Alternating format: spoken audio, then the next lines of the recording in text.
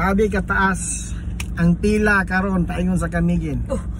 Gawas sa sense. Alas 8:11 sa buntag mga igsoon. Nakita na to unsa kataas ang pila para karga dito sa lansa padulong Camiguin.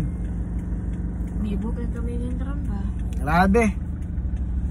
So katong nga plano nga mularga Camiguin karon sigurado ninyo nga nakalibang mo daan sa inyong balay. Kaya kung nga nakataas ang pila, kita niyo na dito. Nga nakataas niya, bation mo kalibangon, problema siya. So di na mo mag-enjoy sa travel. Dahil siyempre magbalon mo sa inyong tubig, magdala mo enough nga cash. Okay, para dili may mong perwisyo ang inyong bakasyon. Anyway mga igsoon, salamat kayo sa nag-mine gabi. Okay, sa mga new miners, salamat kayo sa pagsalig sa GGK Ukay. O katong nagtanaw, samot na gyud sa nag-mine sa among silver jewelries.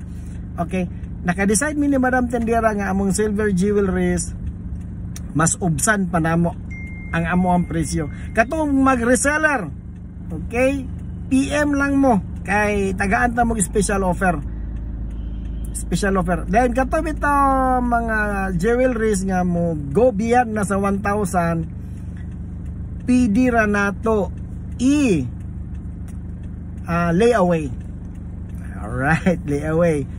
So dili na ta ingon maka problema nga gusto na ako to, pwede na ako ma-afford. Pwede na to layaway. PM lang kay atong pagasabutan tanan himuon na tong posible, dili lang ang BDO we find ways. Pati sa GGK okay, we find ways also. Dayon Metrobank magyod, you're in good hands basta na sa GGK.